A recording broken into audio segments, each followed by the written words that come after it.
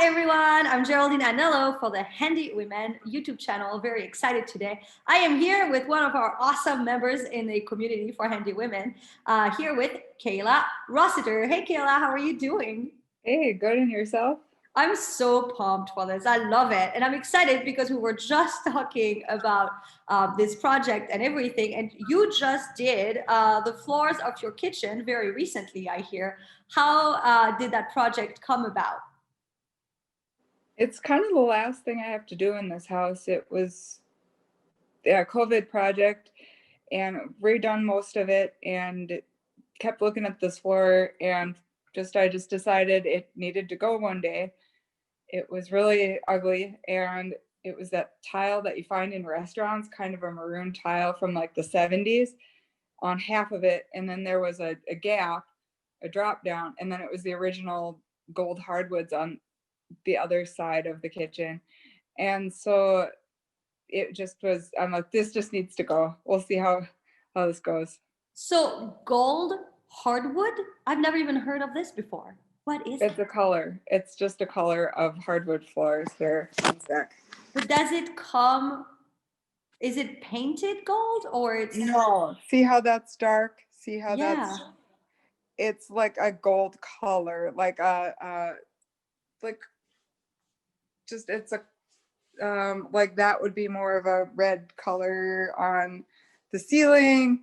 It's just that ugly gold color that people have, So it's in their always house. hardwood, but it's like the hue of the hardwood changes. Yeah, it's just the color of the floor. Yeah, that's how, I for a second I went into a world of like it's made out of gold. And I was like, wow, tell me more. That would really be something. Yeah, I'm also not as experienced a handy woman as many people in the community. So I can speak for all the people who are currently learning. So what I want to know, because I've not done floors like you have, you say you want to do the floors and the first step is to remove the first layer, but you don't know what you're going to find underneath, or do you? Well, when I started this a few years ago, I had no idea. I came from a house that was not handy. I didn't have any of this experience. I bought this house myself, but I was doing it with an ex, and I literally had no idea how to do any of this stuff. So it's kind of just been a process of learning and um, figuring out, having a budget for it, having contingencies for it. The first step is not always to remove the floor. It just depends what you're doing. The one here was half subway tile with a big, the step down in between the kitchen and the dining room really made it an issue. And it was ugly. And I just needed to get rid of it. And it was a COVID project. I was stuck at home. Yeah, I had no idea.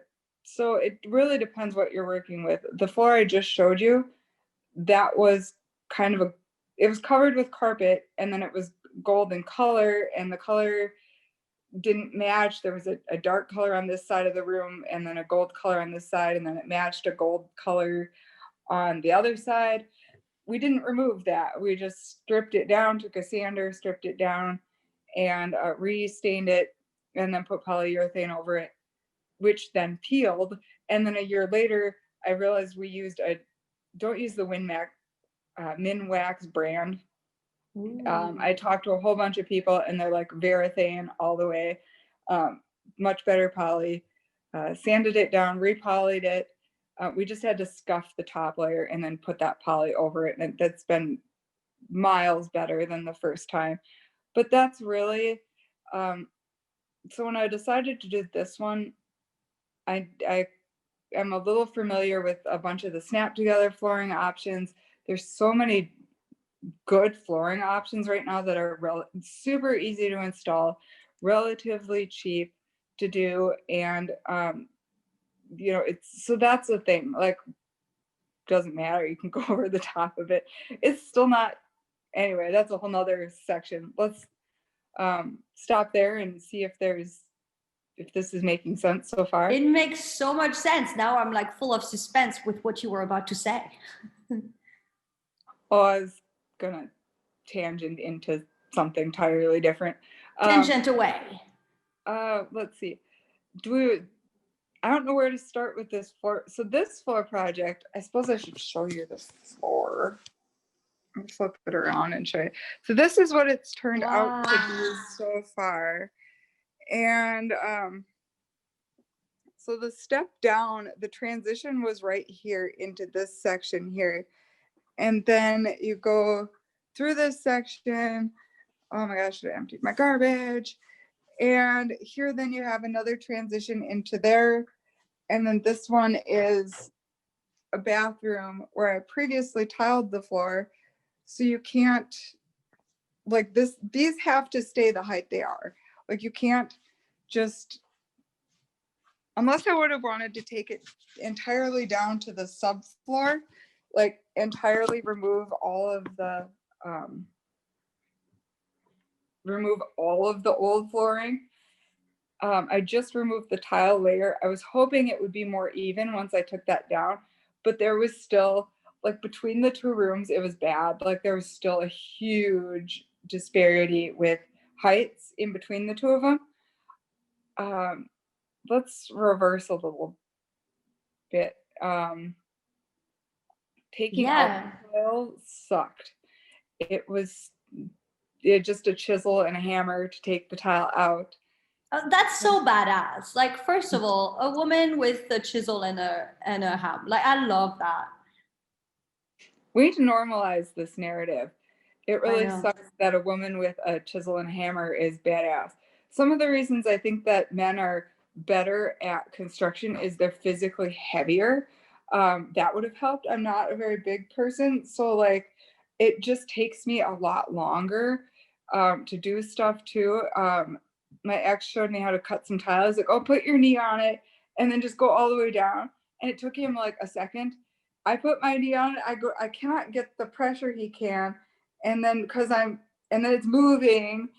So yeah, it's sometimes I just think it's some of the things aren't necessarily as easy for us just because of how we're built or whatever, because it's not normal. But yeah, we definitely need to normalize that Yeah, with and part women. of the question for me is about the tools themselves because the tools come at different weight.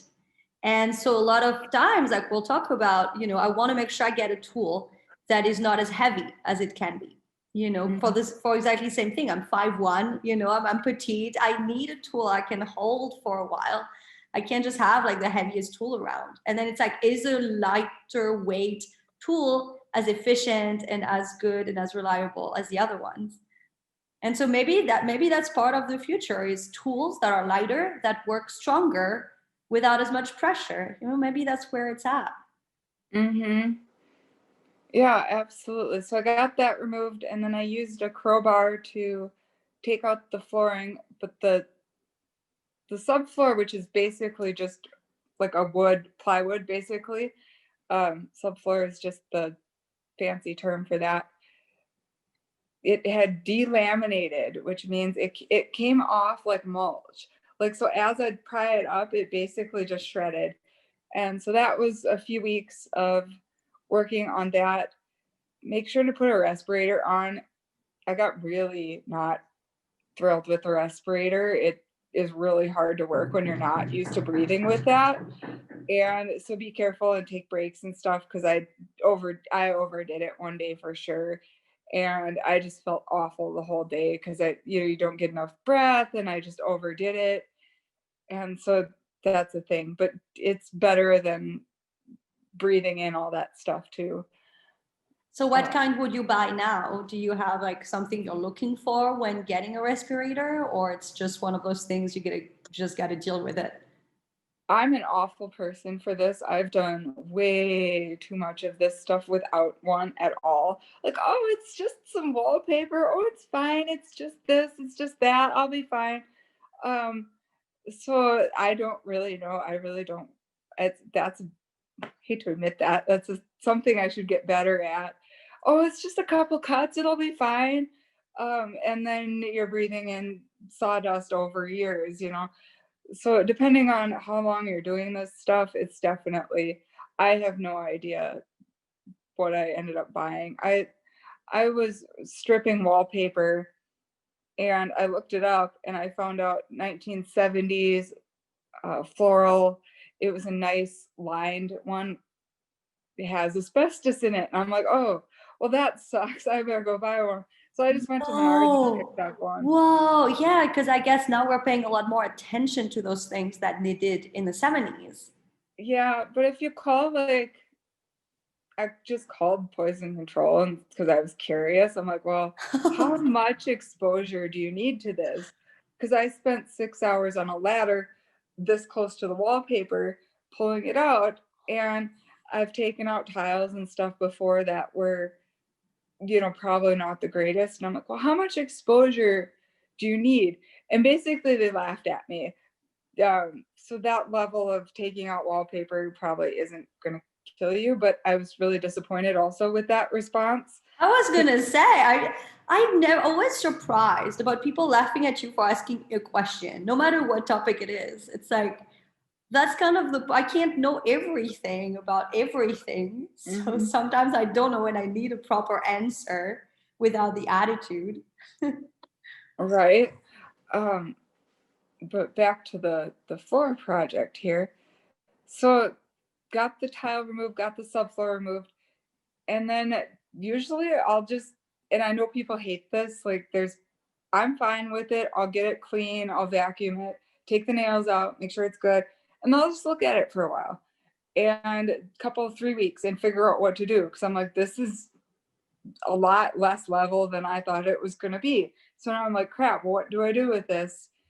And granted, this is a lot of,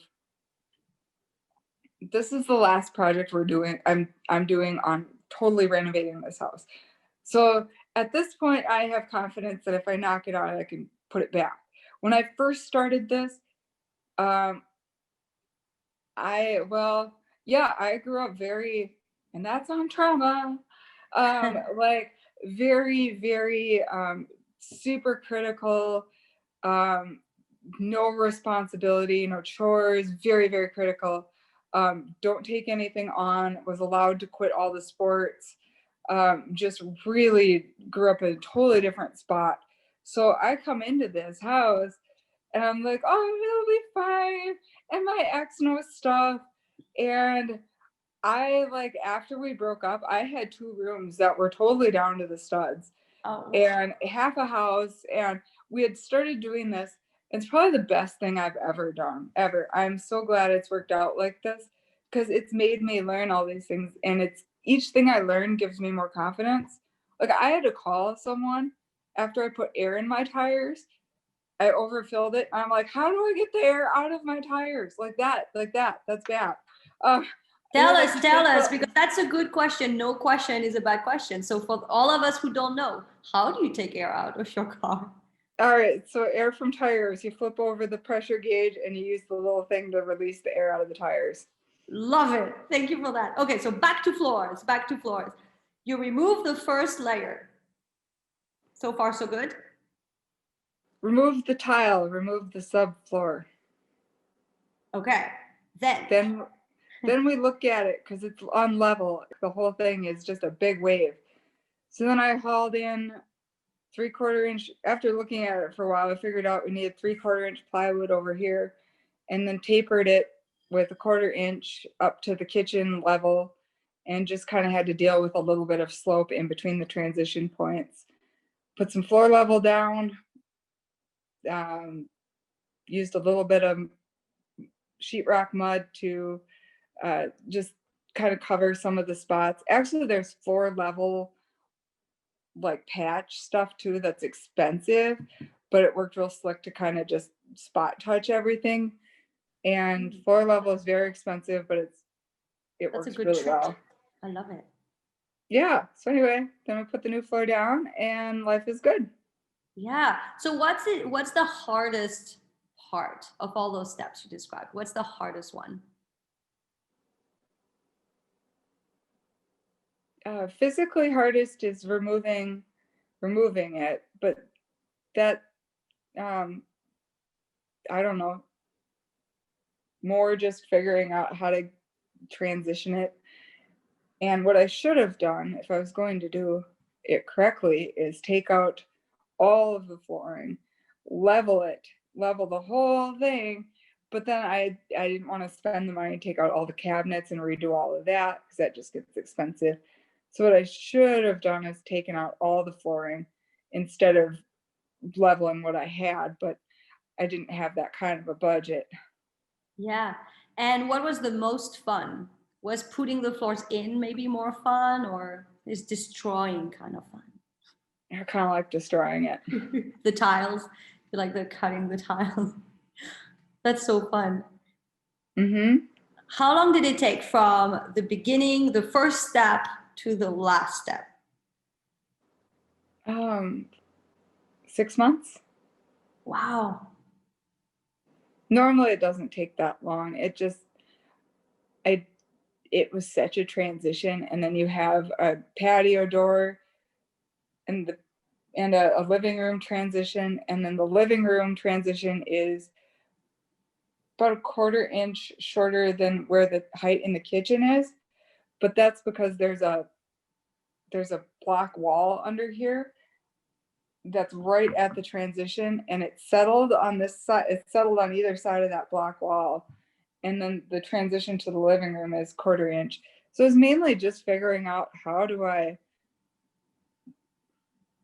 and then the bathroom over there is higher by a lot. So how do I get this to go into each spot and still have it level?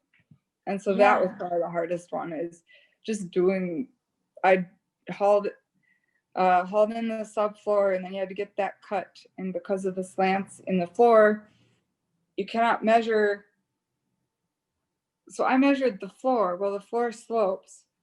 So my cuts on the subfloor then were incorrect, and it kept turning out too long because the subfloor is solid and goes straight across, where your floor slopes a little. And so every time I had to haul that son of a gun out to the garage and cut it again, and I'm like, oh my God, it's super heavy. It's just a pain in the butt. Yeah, it's a lot of detailed work. It's a lot of measurements. Nah, And then I just wing it. and then now it's beautiful. It's so gorgeous now. Well, thank you. It not bad. Not my favorite project. Probably because I'm a little hard on myself, but yeah, I don't think it turned out bad. Well, from this video, I could not see anything not leveled. Well, good. It all looked very beautiful, particularly with the sun going through. Do you want to show us one last time? Because it looked so good. Like the sun was shining through. And so it just, see, it just makes it shine. I love that color. Sweet. It's so beautiful. Well, congratulations. And thank you for sharing with us how you went about it and all the steps and all the products to use for best results, so you don't have to do it again a year later, and respirators and all of that. Thank you so much, Kayla. You're welcome. Bye.